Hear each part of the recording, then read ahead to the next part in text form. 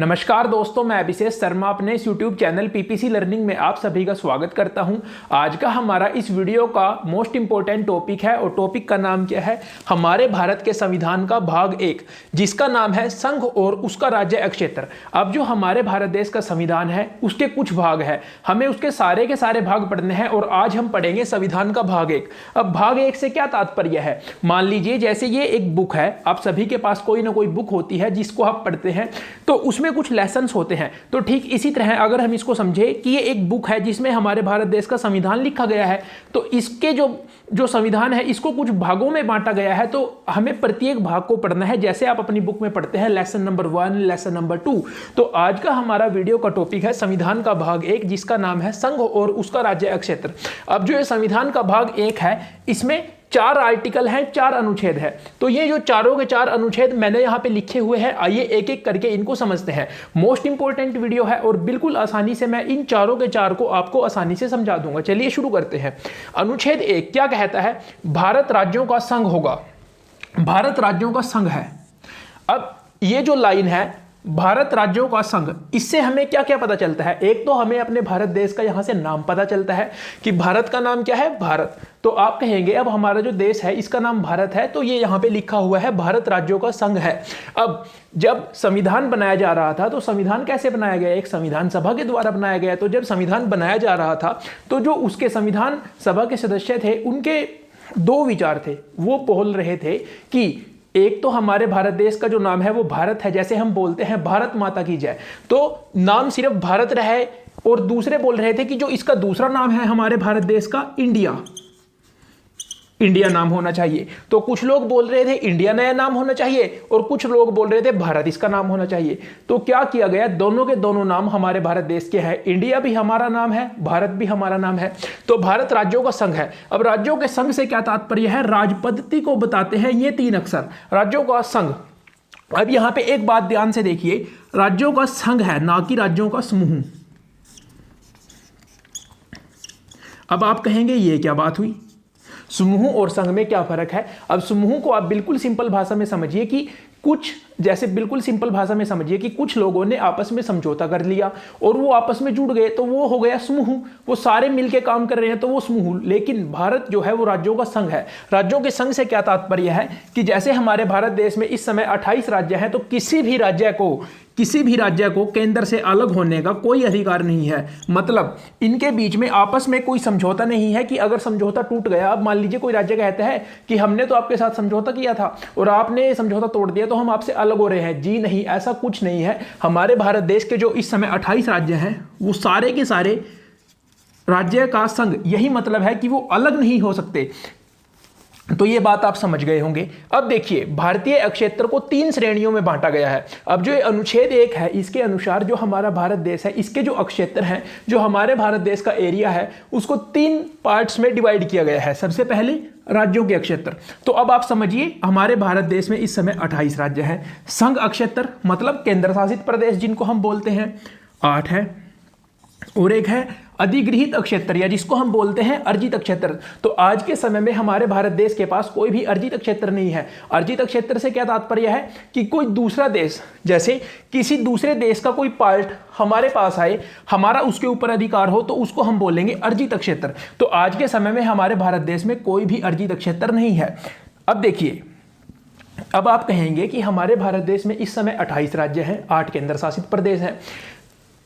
तो ये हमें पता कैसे चलेगा कि जो 28 राज्य है उनके क्या क्या नाम है, उनका क्षेत्र कितना है। अब जैसे हरियाणा है,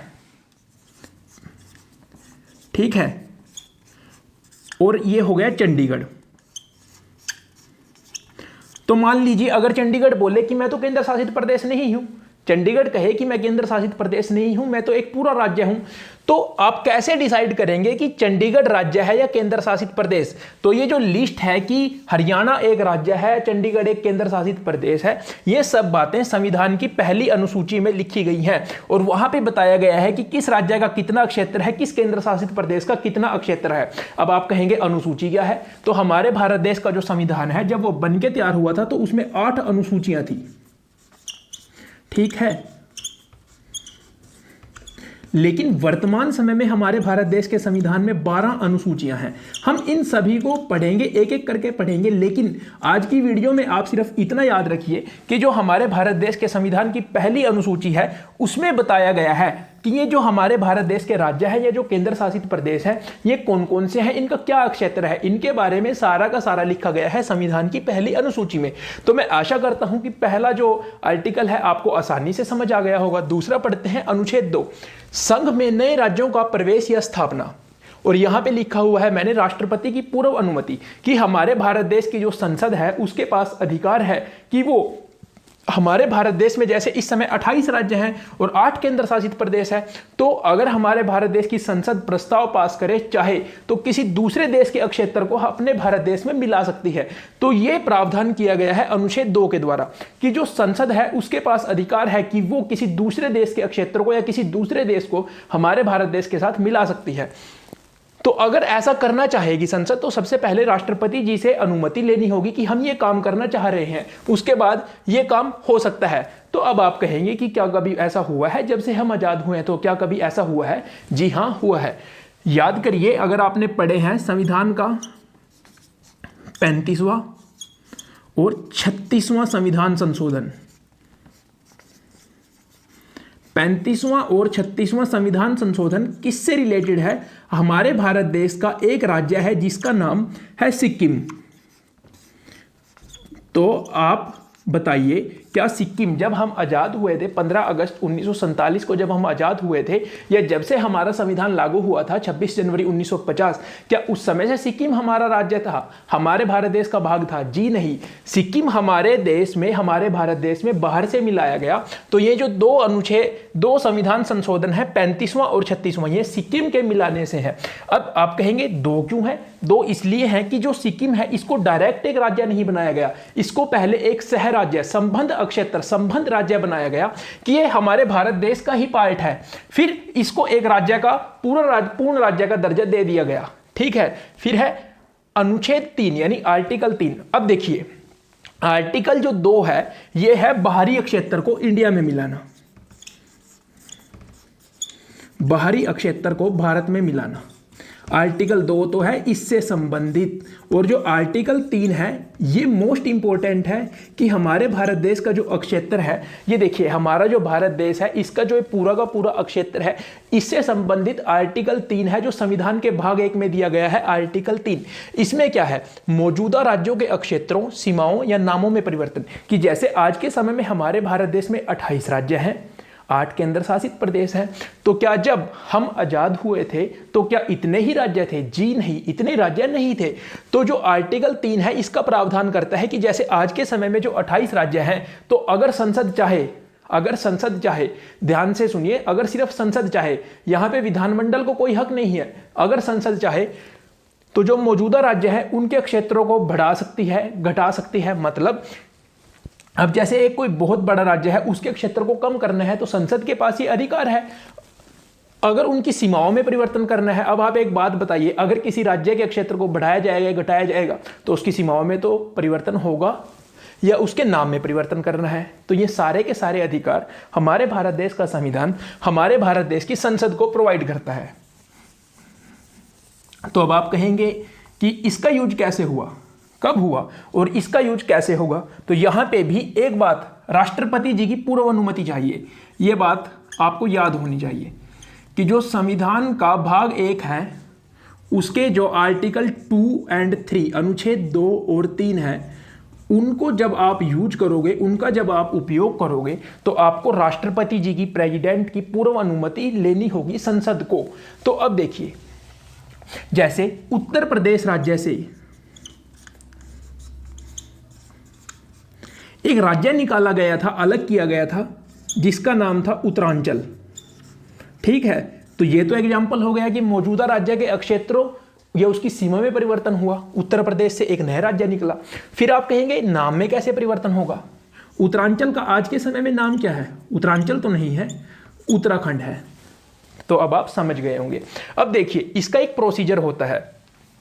यहां पे क्या कहा गया है कि जब संसद चाहेगी तो संसद ऐसा कर सकेगी, लेकिन राज्य विधानमंडल की परमिशन लेनी होगी। तो देखिए क्या होता है, अब जो हमारे भारत देश के राष्ट्रपति जी हैं, मैं आपको एक बिल्कुल सिंपल वे में समझाता हूं कि मंत्रिपरिषद ने या मंत्रिमंडल ने, आप समझ लीजिए, राष्ट्रपति जी के पास प्रस्ताव भेजा कि एक बहुत बड़ा राज्य है, हमें उसके 2 राज्य बनाने हैं, या कोई राज्य है हमें उसका नाम चेंज करना है। राष्ट्रपति जी के प्रस्ताव जाएगा तो राष्ट्रपति जी अब क्या करेंगे, ये जो प्रस्ताव है इसको संबंधित राज्य के पास भेजेंगे कि देखिए, हम आपका जो राज्य है वो बहुत बड़ा है, हम उसको उसमें से एक राज्य निकालना चाहते हैं प्रशासनिक सुविधा के लिए, या आपके राज्य के जो नाम है हम इसको बदलना चाहते हैं, तो हम आपसे पूछ रहे हैं। तो अब यहाँ पे राज्य विधानमंडल के पास क्या पावर है, तो राज्य विधानमंडल, अब आप कहेंगे राज्य विधानमंडल, अब कोई भी बड़ा राज्य है वो क्यों चाहेगा कि मैं छोटा हूं, मेरा क्षेत्र कम हो या मेरा नाम परिवर्तन हो, तो क्या होगा, राज्य विधानमंडल कहेगा हाँ आप कर दीजिए, यह कहेगा नहीं नहीं हम ये होने नहीं देंगे, या कोई भी जवाब नहीं देगा। तो यही 3 ऑप्शन होते हैं, या और भी होता है कुछ। अब ये 3 ऑप्शन है राज्य विधानमंडल के पास। तो राज्य विधानमंडल ने वापिस राष्ट्रपति जी के पास प्रस्ताव भेजा, तो अब ये जो वापिस आया, तो अब ये राष्ट्रपति जी के ऊपर है, निर्भर करता है कि चाहे राज्य हाँ बोले चाहे ना बोले, हम अपनी मर्जी से काम करेंगे। सिर्फ राज्य को बताया गया है, वहां से परमिशन की आवश्यकता नहीं है, सिर्फ उसको बताया गया है कि हम आपके साथ ये काम करने जा रहे हैं। अब आप परमिशन देते हो तो दीजिए, नहीं देते हो हम स्वयं ही, हमारे पास परमिशन है, सिर्फ बताया गया है।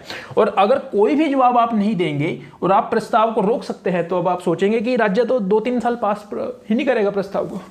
लिमिटेड टाइम होता है, टाइम दिया जाता है कि इतना टाइम है आपके पास। जैसे अब आप पेपर देने जाते हो तो आपके पास 3 घंटे का समय होता है, तो चाहे अब आप उस पेपर को अपने पास रख के रखिए, चाहे उसमें लिखिए जितना आपको आता है, तो सिर्फ यहाँ पे लिमिटेड टाइम है कि आपको जवाब देना है, और जो आप जवाब दोगे वो हमारे ऊपर है, हम उसको माने चाहे ना माने। तो फिर राष्ट्रपति जी, उसके बाद अब जो हमारे भारत देश की संसद है उसके 2 सदन हैं, राज्यसभा और लोकसभा। तो इसके किसी भी सदन में भेज सकते हैं, क्योंकि अब अगर कोई प्रस्ताव पास होना है तो दोनों सदनों से ही तो पास होगा। तो ये प्रोसीजर होता है।